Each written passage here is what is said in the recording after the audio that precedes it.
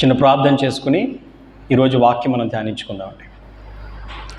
మహిమ గల రాజా, ప్రేమ కలిగిన తండ్రి, మీ పరిశుద్ధ గల నామానికి లెక్కలేని స్తోత్రాలు. తండ్రి, మీ ఆత్మ ద్వారా, మీ వాక్యం ద్వారా మీరే మాతో మాట్లాడవలసిందిగా, మమ్మల్ని ముందుకు నడిపించవలసిందిగా నజరేయుడైన యేసుక్రీస్తు వారి అతి పరిశుద్ధ నామంలో మిమ్మల్ని ప్రార్థించి బ్రతిమాలి వేడుకొనుచున్నాము మా ప్రియ పరలోకపు తండ్రి, ఆమేన్. ఏమండి, ఒక స్టూడెంట్, ఒక విద్యార్థి సంవత్సరం అంతా స్కూల్కి వెళ్ళిన తర్వాత చివరిలో ఆ విద్యార్థికి ఒక పరీక్ష పెడతారు కదండి. ఏం నేర్చుకున్నాడు, ఎంత నేర్చుకున్నాడు, ఎంత నాలెడ్జ్ని, ఎంత జ్ఞానాన్ని ఆ స్టూడెంట్స్ సంపాదించుకున్నాడు అనేది తెలుసుకోవడం కోసం ఆ స్టూడెంట్కి ఒక పరీక్ష పెడతారండి, ఒక ఎగ్జామ్ కండక్ట్ చేస్తారు. ఆ ఎగ్జామ్లో కొన్ని ప్రశ్నలను ఆ స్టూడెంట్ ముందు, ఆ విద్యార్థి ముందు పెడతారు. ఇప్పుడు ఆ స్టూడెంట్ ఆ ఎగ్జామ్లో అవుట్ ఆఫ్ 100 35 కంటే తక్కువ మార్క్స్ తెచ్చుకుంటే ఫెయిల్ అవుతాడు. లేదు, ఒక 40 45 50 ఆ రకంగా తెచ్చుకుంటే పాస్ అయ్యాడు, కానీ he was considered as a poor student కదండి. అలా కాకుండా ఒక 60 to 70 మధ్యలో తెచ్చుకుంటే ఓకే, యావరేజ్ స్టూడెంట్. ఇంకా అంటే 80 to 90 మధ్య తెచ్చుకుంటే ఈజ్ ఎ గుడ్ స్టూడెంట్. అలా కాకుండా 90 అబోవ్ తెచ్చుకుంటే he's called as a merit student కదండి. ఈ రకంగా ఆ విద్యార్థి తెచ్చుకునేటువంటి మార్కులను బట్టే ఆ విద్యార్థి ఎంత నేర్చుకున్నాడు, ఎంత నాలెడ్జ్ సంపాదించుకున్నాడు, మెరిట్ స్టూడెంటా, యావరేజ్ స్టూడెంటా, పూర్ స్టూడెంటా అనేటువంటి విషయం అందరికీ తెలుస్తుంది. ఎగ్జాక్ట్లీ అదే విధంగా మనం ఆరాధిస్తున్నటువంటి మన దేవుడు, మన తండ్రి తన పిల్లలను ఆయన పరీక్షిస్తూ ఉంటాడు. God will test his children. ఈరోజు అదే మాటను నా యొక్క వాక్యాంశంగా నేను తీసుకుంటున్నానండి.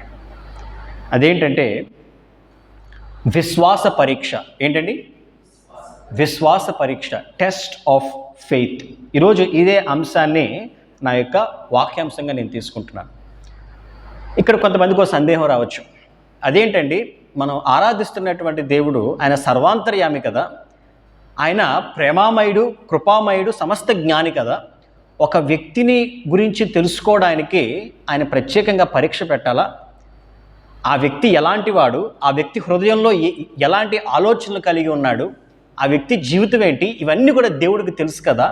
మరి అలాంటప్పుడు మరలా దేవుడు ఆ వ్యక్తికి పరీక్షలు పెట్టవలసిన అవసరం ఎందుకు అని బహుశా కొంతమందికి సందేహం రావచ్చండి.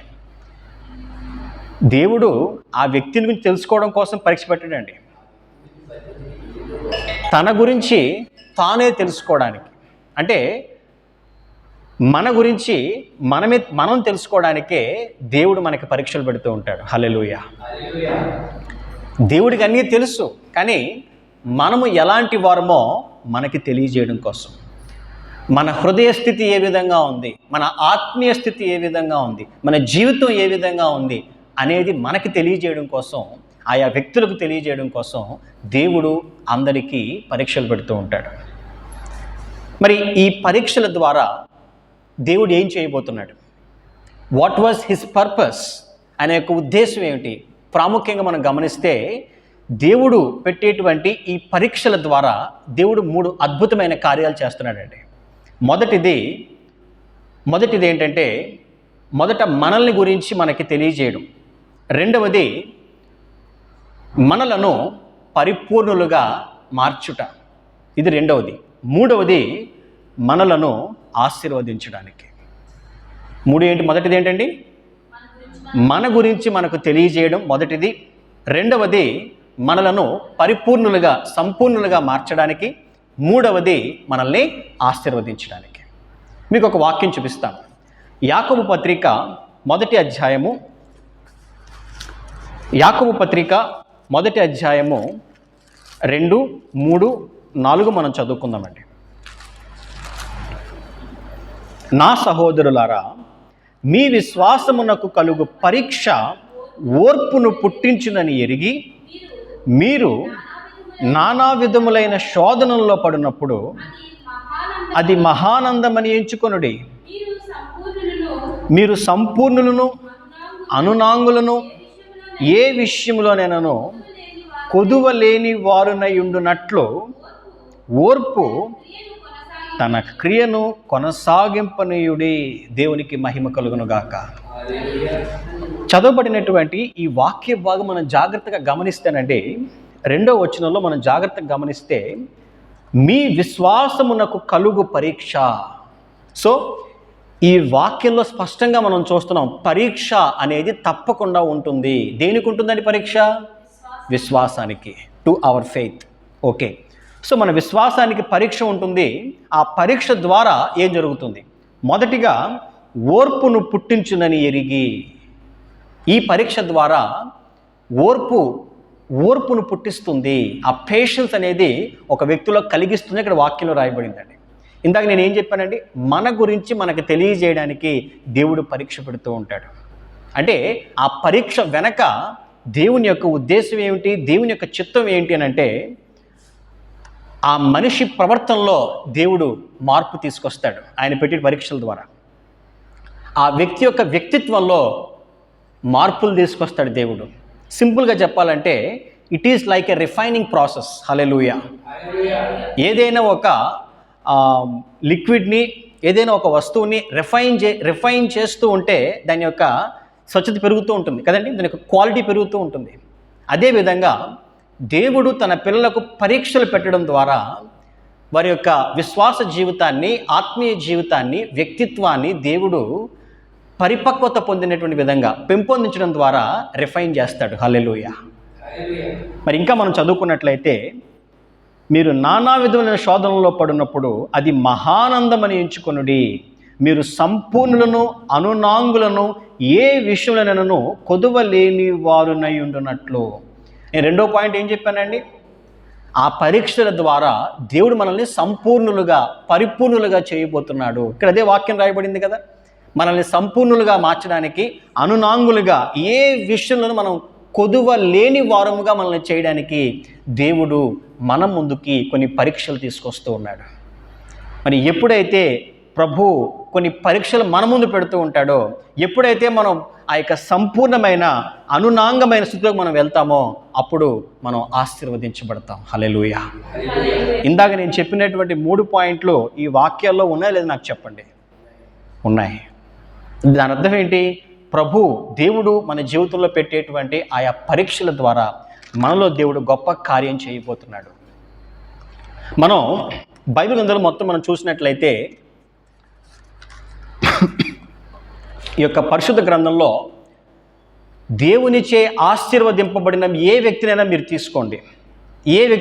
తీసుకోండి, వారి జీవితాలలో ఈ పరీక్ష అనేది ఖచ్చితంగా ఉంటుంది. ఏ విశ్వాసవీరునైనా తీసుకోండి, ఏ ఫాలోవర్నైనా మీరు తీసుకోండి, ఎవరెవరైతే దేవునిచే ఆశీర్వదింపబడ్డారో వారందరి జీవితాల్లోనూ కూడా ఈ పరీక్ష అనేది ఖచ్చితంగా మనం చూడగలుగుతాం. అయితే ప్రత్యక్షంగా అవ్వచ్చు లేదా పరోక్షంగా అవ్వచ్చు.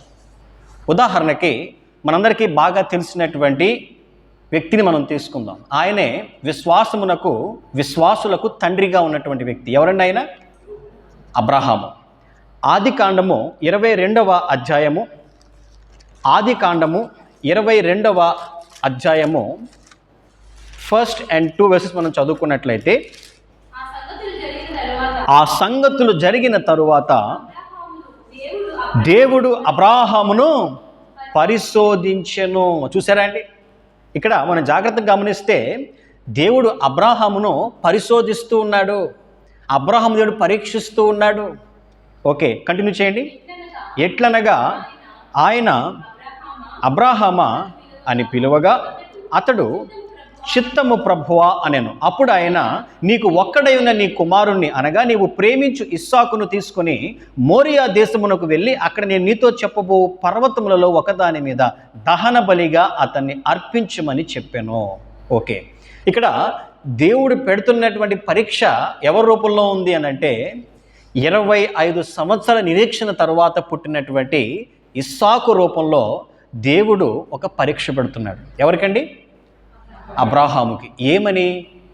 నీ ఒక్కడై ఉన్న నువ్వు ఎంతో ప్రేమిస్తున్నా నీకు ఇష్టమైన నీ కుమారుణ్ణి తీసుకుని మోరియా దేశమునకు వెళ్ళి అక్కడ నేను నీకు చెప్పేటువంటి ఒక పర్వతం మీదకు తీసుకెళ్ళి నీ ప్రియ కుమారుణ్ణి, నీ ఇస్సాకును నాకు బలివ్వాలి. ఇది దేవుడు అబ్రాహాము ముందు పెట్టినటువంటి పరీక్ష. నాకు చెప్పండి, అబ్రాహాము ఈ పరీక్షలో గెలిచాడా, ఓడిపోయాడా? ఎంత గెలిచాడు? 100కి 100%, అంటే 100కి 100 మార్కులు ఆయన సంపాదించుకుని అద్భుత రీతిలో ఆయన ఈ యొక్క పరీక్షలో ఆయన గెలిచాడండి. అదే అధ్యాయంలో మరొక వాక్యం మనం చదువుకున్నట్లయితే ఆదికాండము 22వ అధ్యాయము 16 మరియు 17 మనం చదువుకుందామండి. నీకు ఒక్కడే అయ్యున్న నీ కుమారుణ్ణి ఈయ వెనుక తీయక ఈ కార్యము చేసినందున నేను నిన్ను ఆశీర్వదించి ఆకాశ నక్షత్రముల వలెనో సముద్ర తీరమందలి ఇసుక వలెనో నీ సంతానమును నిశ్చయముగా విస్తరింపజేసేదను. నీ సంతతి వారు తమ శత్రువుల గవిని స్వాధీనపరుచుకుందురు. దేవునికి మహిమ కలుగునుగాక. దేవుడు అబ్రహాం ముందు పెట్టినటువంటి ఆ పరీక్షలో అబ్రహాము గొప్ప విజయం సాధించాడు. దేవునిచే ఆశీర్వదింపబడ్డాడు. ఇందాక నేను వాక్యం చెప్పానండి, ఏంటంటే దేవుడు పెట్టేటువంటి ఆ యొక్క పరీక్ష వెనకాల దేవుడు ఆశీర్వాదాన్ని దాచి ఉంచుతాడు. నేను చెప్పిన మూడు పాయింట్లో 3వ పాయింట్ ఏంటంటే గాడ్స్ బ్లెస్సింగ్స్. సో ఎప్పుడైతే అబ్రాహాము దేవుడు పెట్టినటువంటి పరీక్షలో గొప్ప విజయం సాధించాడో ఆ వెంటనే ఏమొచ్చాయి? ఆశీర్వాదాలు వెంటనే ఆయన మీదకి రావడం మనం బైబిల్ గ్రంథంలో చూస్తున్నాం. బైబిల్లో మరొక ఉదాహరణ మనం తీసుకున్నట్లయితే God tested Israelites in the wilderness. అంటే దేవుడు ఆయన పిలుచుకున్నటువంటి నా స్వాస్థ్యముగా అని దేవుడు పిలిచినటువంటి తన ప్రజలైనటువంటి ఇజ్రాయేలీల్ని ఆ యొక్క అరణ్యంలో దేవుడు పరీక్షించాడు కదండి. మరి ఒక వాక్యం మనం చదువుకుందాం. ద్వితీయోపదేశ కాండము నేను చదువుతానండి. ద్వితీయోపదేశ కాండము 8వ అధ్యాయము 2వ వాక్యం మనం చదువుకుందాం. మరియు నీవు ఆయన ఆజ్ఞలను గైకొందువో లేదో నిన్ను శోధించి నీ హృదయంలో ఉన్నది తెలుసుకున్నటకు నిన్ను అనుచు నిమిత్తమును అరణ్యములో ఈ 40 సంవత్సరములో నీ దేవుడైన యెహోవా నిన్ను నడిపించిన మార్గమంతటిని జ్ఞాపకము చేసుకునము. ఏమండి, తన ప్రజలైనటువంటి ఇజ్రాయేలీల్ని దేవుడు పరీక్షిస్తున్నాడు. ఎక్కడ పరీక్షించాడు ఆయన? ఆ 40 సంవత్సరాల ఆ ప్రయాణంలో వారి విశ్వాసాన్ని, వారి యొక్క హృదయాన్ని దేవుడు పరీక్షించాడు. అలాగని చెప్పి వారిని దేవుడు శ్రమ పెట్టాడా, వాళ్ళని దేవుడు ఇబ్బంది పెట్టాడా అంటే ఎంత మాత్రం కాదండి.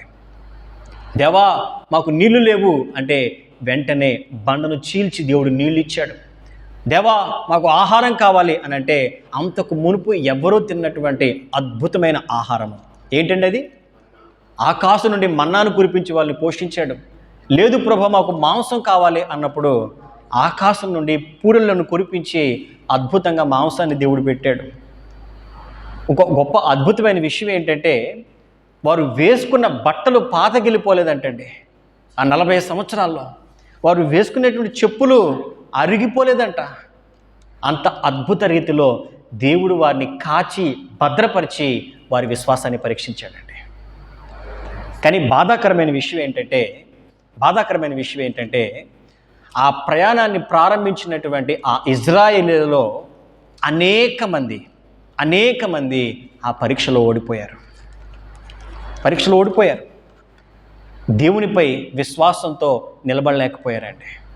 దేవుని పట్ల వారి విశ్వాసాన్ని వారు కనుపరచలేకపోయారు. దేవునిపై సంపూర్ణమైనటువంటి నమ్మకాన్ని ఉంచలేకపోయారండి. ఐగుప్తు నుండి వారు ప్రారంభించినటువంటి ఆ యొక్క ప్రయాణంలో కేవలము యెహోషువ కాలేబులు మాత్రమే ఆ యొక్క పరీక్షలో గెలిచారు.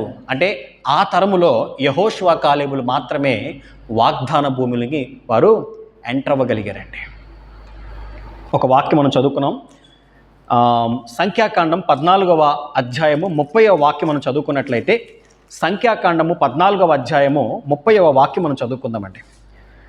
యెఫున్నె కుమారుడైన కాలేబును నూను కుమారుడైన యెహోషువయు తప్ప మిమ్మును నివసింపజేయుదునని నేను ప్రమాణము చేసిన దేశమందు మీలో ఎవ్వరునూ ప్రవేశింపరు, ఇది నిశ్చయము. చూసారండి, ఆనాడు అంటే ఐగుప్తు నుండి ఎవరైతే ఏ తరం అయితే వారి యొక్క ప్రయాణాన్ని ప్రారంభించారో ఆ తరము, అంటే ప్రయాణాన్ని ప్రారంభించినటువంటి ఆ తరములో యెహోషువ కాలేబులు తప్ప మరెవ్వరూ కూడా ఆ వాగ్దాన భూమిలోకి వెళ్ళలేకపోయారు. దానికి కారణము వారి యొక్క అవిధేయత. దేవుడు ఎంతో అద్భుత రీతిలో వారిని నడిపిస్తూ వెళ్ళాడు. వారికి కావలసిన ప్రతి అవసరతను అక్కను దేవుడు తీర్చాడు. అయినప్పటికీ కూడా దేవుడు పెట్టినటువంటి ఆ యొక్క విశ్వాస పరీక్షలో వారు ఓడిపోయారు.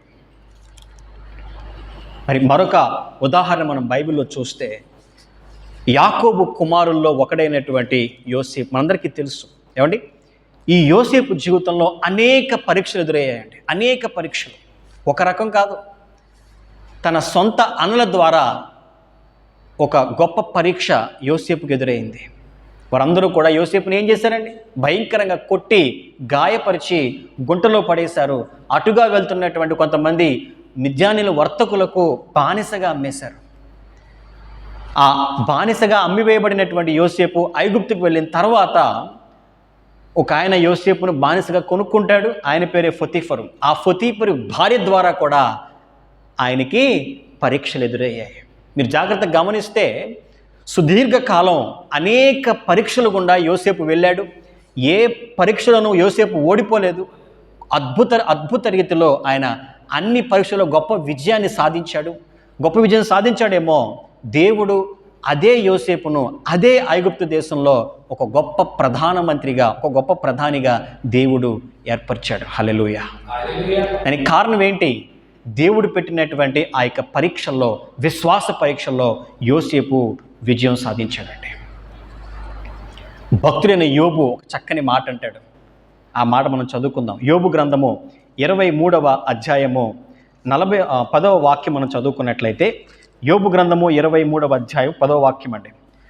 నేను నడుచు మార్గము ఆయనకు తెలియను, ఆయన నన్ను శోధించిన తరువాత నేను సువర్ణము వలె కనబడుదును. దేవునికి మహిమ కలుగును గాక. మరి ఇక్కడ ఎంత స్పష్టంగా రాయబడిందండి. ఏ వ్యక్తినైతే ఆయన శోధిస్తాడో, ఏ వ్యక్తినైతే ఆయన పరిశోధిస్తాడో, ఏ వ్యక్తినైతే ఆయన పరీక్షిస్తాడో ఆ వ్యక్తి యొక్క విలువ అద్భుత రీతిలో పెరుగుతుంది. ఆ వ్యక్తి సువర్ణము వలె కనబడతాడు, సువర్ణము వలె మారతాడు అని చెప్పి ఇక్కడ వాక్యంలో రాయబడిందండి. ఈరోజు మన ముందు దేవుడు కొన్ని పరీక్షలు పెడుతున్నాడు. ఆ పరీక్షల్లో మనం విజయం సాధిస్తున్నామా? మన విశ్వాసానికి, మన ఆత్మీయతకు, మన యొక్క వ్యక్తిగత జీవితాలకు, కుటుంబ జీవితాలకు అన్నిటికీ కూడా దేవుడు కొన్ని పరీక్షలు పెడుతూ ఉన్నాడు. మరి దేవుడు పెడుతున్నటువంటి ఆ పరీక్షల్లో మనము విజయాన్ని సాధించగలుగుతున్నామా? ఎంతవరకు మనము దేవుని వాక్యానికి బద్ధులమే మనం జీవించగలుగుతున్నాం? ఎంతవరకు దేవుని వాక్యానుసారంగా మనం ముందుకు వెళ్ళగలుగుతున్నాము అనేది ప్రతి ఒక్కరూ ఆలోచించుకోవాలి. నేనేం చెప్తానంటే, మన ముందు దేవుడు పెడుతున్నటువంటి ఆ యొక్క పరీక్షలకు మార్కులు మీరే వేసుకోండి. ఒకవేళ దేవుడు ఈ క్షణమే ఆయన రెండవ రాకడలో ఈ భూమి మీదకి వస్తే, ఆయన రాకడ కొరకు మనము సిద్ధంగా ఉన్నామా? 100కి ఎన్ని మార్కులు మనం వేసుకుంటాం? మనం పాస్ అయ్యే స్థితిలో ఉన్నామా మన యొక్క జీవితంలో? నిందారహితమైన జీవితం, నిందారహితమైన బ్రతుకు, పరిశుద్ధత, యథార్థత, అట్టి విశ్వాసము నిజంగా మన హృదయంలో, మన జీవితంలో ఉన్నాయా? ఆ విశ్వాసానికి తగినటువంటి క్రియలు మన జీవితంలో ఉన్నాయా అనేటువంటి ప్రశ్నలను మనం వేసుకోవాల్సిన సమయం వచ్చిందండి. ఎందుకంటే ఎవ్వరూ కూడా ఈ పరీక్షల్లో విజయం సాధించకుండా, ఈ పరీక్షలను అధిగమించకుండా దేవుని రాజ్యానికి ఎవ్వరూ చేరలేరు. న్యూ టెస్ట్మెంట్లో యేసుక్రీస్తు ప్రభు ఒక అద్భుతమైనటువంటి ఒక ఉపమానాన్ని చెప్పారు. అదే the parables of the 10 virgins, అంటే బుద్ధిగల కన్యకలు, బుద్ధి లేని కన్యకలు కూర్చున్నట్లు ఒక ఉపమానాన్ని యేసుక్రీస్తు ప్రభు చెప్పారండి. మత్తయి సువార్త 25వ అధ్యాయము 1 నుంచి 13 వాక్యాల్లో ఈ యొక్క ఉపమానం గురించి రాయబడింది. ఆ అంటే ఆ దేవుడు చెప్పినటువంటి ఆ యొక్క ఉపమానంలో మొదటి వాక్యం మనం చదువుకున్నట్లయితే మత్తయి సువార్త 25వ అధ్యాయము 1 వాక్యం చదవండి ఒకసారి. పరలోక రాజ్యము తమ దివిటీలు పట్టుకుని పెండ్లి కుమారుణ్ణి ఎదుర్కొనుటకు బయలుదేరిన 10 మంది కన్యకలను పోలి ఉన్నది. ఇక్కడ ఎంతో స్పష్టంగా, ఎంతో అద్భుతంగా దేవుడు ఆయన బైబిల్లో రాయించాడు. అదేంటంటే పరలోక రాజ్యం అంతా కూడా, పరలోక రాజ్యం మొత్తాన్ని ఆయన ఒక ఎగ్జాంపుల్గా చెప్తున్నారండి. పరలోక రాజ్యం ఎలా ఉంటుంది, పరలోక రాజ్యం ఇలా ఉంటుంది అని చెప్పి ఇక్కడ ప్రభు ఒక ఎగ్జాంపులరీగా ఆయన మనకి ఎక్స్ప్లెయిన్ చేస్తున్నాడు అనమాట. ఏమనంటే తమ దివిటీలు పట్టుకుని పెండ్లి కుమారుని ఎదుర్కొనుటకు బయలుదేరిన 10 మంది కన్యకలను పోలి ఉన్నది. ఓకే, సో ఈ 10 మంది కన్యకల్లో 5 బుద్ధి లేని కన్యకలని, 5 బుద్ధి గల కన్యకలని రాయబడింది. వారికి ఎందుకు బుద్ధి లేదు, వీరెందుకు బుద్ధి గల వారిగా పిలువబడ్డారు అని అంటే దానికి ముఖ్యమైన కారణము, బుద్ధి గల కన్యకలు తమ దివిటీలతో పాటు సిద్ధలలో నూనె తీసుకుని పోయేరి. అంటే ఈ బుద్ధి గల కన్యకల దగ్గర దే హ్యావ్ సఫిషియంట్ ఆయిల్, వారి దగ్గర సమృద్ధిగా నూనె అనేది ఉన్నది. అంటే ఇక్కడ నూనెను ఉదాహరణగా ప్రభు చెప్తున్నారండి. సిద్ధులలో సమృద్ధిగా సఫిషియెంట్గా ఆయిల్ వారు క్యారీ చేస్తున్నారు. ఓకే, మరి బుద్ధి లేని కన్యకలు, ఈ బుద్ధి లేని కన్యకలు తమ చేతుల్లో డివిటీలు ఉన్నాయి, కానీ వారి దగ్గర సిద్ధులలో ఎక్స్ట్రా ఆయిల్ని, సఫిషియెంట్ ఆయిల్ని వారు క్యారీ చేయట్లేదు. ఇక్కడ ఏం జరిగింది, పెండ్లి కుమారుడు ఆలస్యం చేయగా వారందరూ కునికి నిద్రించుచుండిరి. పెండ్లి కుమారుడు అంటే ఎవరండి? యేసుక్రీస్తు ప్రభు. ఇక్కడ మనం జాగ్రత్తగా గమనించాల్సింది ఏంటంటే, ఈ యొక్క వచనం ద్వారా మనం తెలుసుకోవాల్సినటువంటి సత్యం ఏంటంటే, పెండ్లి కుమారుడు అంటే యేసుక్రీస్తు ప్రభు ఈ 10 మంది కన్యకలకు ఆయన ఒక పరీక్ష పెట్టాడండి. ఏంటా పరీక్ష? ఆలస్యం చేయడం. ఆయన చేసిన ఆలస్యమే ఆయన పెట్టిన పరీక్ష. అంటే ప్రభు యొక్క రాకడ ఆలస్యం అవుతుంది కాబట్టి అందరూ కునికి నిద్రించారు. అర్ధరాత్రి అయింది. అర్ధరాత్రి వేళ ఇదిగో పెండ్లి కుమారుడు వచ్చేస్తున్నాడు, లేవండి లేవండి అని ఒక స్వరం వినిపించింది. గబుక్కున అందరూ లేచారు. అవునా, పెండ్లి కుమారుడు వచ్చేసాడా అని చెప్పి అతన్ని ఎదుర్కొని రండి అను కేక వినబడగానే అందరూ సిద్ధపడ్డారండి. అక్కడ ఉన్నటువంటి ఆ యొక్క కన్యకలందరూ లేచి తమ దివిటీలు చక్కపరుచుకున్నారు. ఇంతలో ఏమైందంటే బుద్ధి లేని కన్యకలకు దివిటీలు ఆరిపోతున్నాయి. ఎందుకని? అప్పటి వరకు వారు తెచ్చుకున్నటువంటి ఆయిల్ లిమిటెడ్గా ఉంది. ఎప్పుడైతే పెండ్లి కుమారుడు ఆలస్యం చేశాడో ఆ దివిటీలు ఆరిపోతున్నాయి. అప్పుడు వాళ్ళు ఏమంటారు బుద్ధిగల కన్యకలతో, మాకు కొంచెం ఆయిల్ ఇస్తారా అని అడుగుతారు. ఇప్పుడు వీళ్ళు ఏమంటారంటే, ఈ ఆయిల్ మీకు మాకు సరిపోవు, మీరు బయటికి వెళ్ళి వర్తకుల దగ్గరికి వెళ్ళి మీరు ఆయిల్ని కొనుక్కుని రండి అని చెప్తారండి. ఈ బుద్ధి లేని కన్యకలు ఆ ఆయిల్ కోసం బయటికి వెళ్తారు. ఇంతలోపే పెండ్లి కుమారుడు వచ్చేస్తాడు. సిద్ధపడి ఉన్నటువంటి ఆ యొక్క ఎవరైతే కన్యకలు ఉన్నారో వారితో పాటు ఆయన విందులోనికి ఆయన ప్రవేశిస్తాడు. ఆ వాక్యం మనం చదువుకుందామండి. వారు కొనబోచుండగా పెండ్లి కుమారుడు వచ్చెను, అప్పుడు సిద్ధపడి ఉన్నవారు అతనితో కూడా పెండ్లి విందుకు లోపలికి పోయిరి. ఇక్కడ ప్రభు పెట్టినటువంటి పరీక్షలో ఆ 5 కన్యకలు విజయం సాధించారు. వారు ప్రభు రాకడ ఆలస్యం అయినా అవ్వకపోయినా తమ్మును తాము సిద్ధపరచుకున్నారు, తమ్మును తాము సిద్ధం చేసుకున్నారు. అన్ని విధాలుగా ప్రభువు రాకడ కొరకు వారు సిద్ధపడ్డారేమో.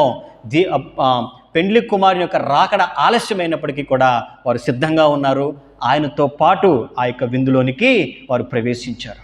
అంతటా తలుపు వేయబడింది. ఆ తరువాత తక్కిన కన్యకలు వచ్చి అయ్యా అయ్యా మాకు తలుపు తీయమని అడుగగా అప్పుడు ఆయన ఏం చెప్పాడండి, మిమ్ము ఎరుగనని మీతో నిశ్చయముగా చెప్పుచున్నాను నేను. అంటే దాని అర్థం ఏంటి? ఆ బుద్ధి లేని కన్యకలు తమ్మును తాము సిద్ధపరచుకోలేకపోయారు. అంటే కేవలం వారి దగ్గర ఉన్నటువంటి డ్యూటీలతో వచ్చేసరే కానీ ఆ ఎక్స్ట్రా ఆయిల్ని వారు క్యారీ చేసుకోలేదు.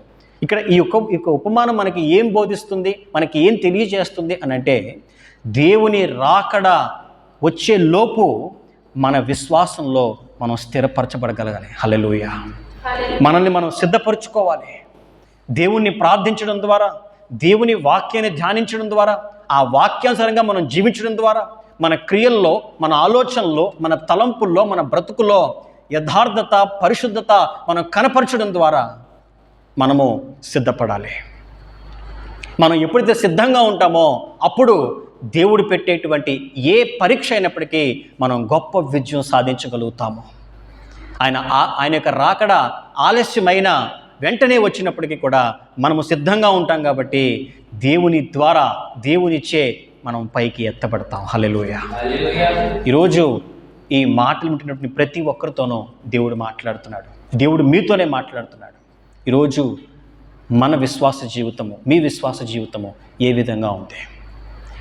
దేవుడు పెడుతున్నటువంటి ఆ యొక్క విశ్వాస పరీక్షలో నిజంగా మనం విజయం సాధించగలుగుతున్నామా? దేవుని రాకడ విషయంలో మనం సిద్ధంగా ఉన్నామా? మనం ఏ స్థితిలో ఉన్నామో ఒక్కసారి మనల్ని మనం పరిశీలన చేసుకోవాలండి. ఎందుకంటే మన ముందే ఎన్నో విషయాలు జరిగిపోతూ ఉన్నాయి. మనం ఊహించని, అంతకు మునుపు మనం ఎరుగనటువంటి అనేక సంగతులు, అనేక విషయాలు, ప్రభు చెప్పినటువంటి అనేక సూచనలు మన కళ్ళ ముందుకు వచ్చేసాయి, మనకు కనిపిస్తూ ఉన్నాయి. ఇంకా మనం ఆలస్యం చేస్తూ ఇంకా అదే పాత జీవితాన్ని మనం లీడ్ చేసేవారమైతే మనము బుద్ధి లేని కన్యకల వలె విడిచిపెట్టబడతామేమో. జాగ్రత్త. దేవుడు పెడుతున్నటువంటి ఆ యొక్క పరీక్షల్లో మనం విజయం సాధించాలి. కొంతమంది ఆ పరీక్షలో పోరాడడానికి విసిగిపోతారు, వ్యసన పడుతూ ఉంటారు. నెవర్. మన ముందు దేవుడు ఉంచేటువంటి ప్రతి పరీక్ష మనల్ని మరింత గొప్ప స్థితికి తీసుకెళ్ళడానికే అనే సత్యం మనం తెలుసుకోవాలండి. మనకొచ్చే ప్రతి కష్టము, మనకొచ్చే ప్రతి బాధ, మనకొచ్చే ప్రతి ఇబ్బంది అది ఎందుకు అనంటే మనల్ని ఆశీర్వదించడానికి, మనల్ని దీవించడానికి, మనల్ని ఇంకా ఉన్నతంగా తీసుకెళ్ళడానికి మాత్రమే, మనల్ని నశింపజేయడానికి మాత్రం కాదు. ఈ విషయాలు మనం గ్రహించుకుని ఇప్పటి వరకు మనం ఎలా జీవించినప్పటికీ కూడా ఈ క్షణము యేసుక్రీస్తు ప్రభు నిజరక్షకునిగా అంగీకరించి మన పాత జీవితాన్ని బట్టి, పాత క్రియలను బట్టి మనం పశ్చాత్తాపడదాం. ఆయన రాకడ కొరకు మనం సిద్ధపడదాం. దేవుడు మన జీవితంలో పెట్టబోయేటువంటి లేదా పెడుతున్నటువంటి పరీక్షలన్నింటిలోనూ కూడా మనం విశ్వాసంతో మనం పోరాడదాం, గొప్ప విజయం సాధిద్దాం, దేవునికి నమ్మకంగా మనం జీవిద్దాం. దేవుడు తన పరిశుద్ధ వాక్కును దీవించి ఆశీర్వదించునుగాక. ఆమేన్. ప్రార్థన చేసుకుందామండి. ప్రేమ నమ్మకము కలిగిన గొప్ప దేవుడా, మీ పరిశుద్ధ గల నామానికి లెక్కలేని స్తోత్రాలు. తండ్రి, మీరు మాతో మాట్లాడినటువంటి ఈ ప్రతి మాటను మా హృదయమును పలక మీద రాసుకోవడానికి మాకు సహాయం అనుగ్రహించండి. అవునాయన తండ్రి, మీరు పెట్టేటువంటి ఆ యొక్క పరీక్ష మమ్మల్ని నూతనమైన వ్యక్తులుగా మారుస్తుంది, మమ్మల్ని సంపూర్ణులుగా, పరిపూర్ణులుగా చేస్తుంది. మా జీవితాల్లో మాపైకి ఆశీర్వాదాలు, దీవెనలు రావడానికి కారణమవుతుంది అనే సత్యాన్ని మేము తెలుసుకుని మీరు పెట్టేటువంటి ప్రతి పరీక్షలోనూ మమ్మల్ని మేము మరింత సిద్ధపరచుకుని గొప్పగా పోరాడి ఆ యొక్క ప్రతి పరీక్షలను గొప్ప విజయం సాధించుటకు మా అందరికీ సహాయం దయచేయవలసిందిగా మమ్మల్ని మేము సిద్ధపరచుకుని దేవా మీ వాక్యానుసారంగా జీవించగలిగిన కృప అందరికీ దయచేయవలసిందిగా. ఎందరైతే ఈ వాక్యాన్ని ఆన్లైన్ ద్వారా, ఆఫ్లైన్ ద్వారా మరి విన్నారో అందరినీ మీరే దీవించి ఆశీర్వదించవలసిందిగా నజరేయుడైన యేసుక్రీస్తు నామంలో మిమ్మల్ని ప్రార్థించి బ్రతిమాలి వేడుకొనుచున్నాము మా ప్రియ పరలోకపు తండ్రి. ఆమేన్. అందరికీ వందనాలండి.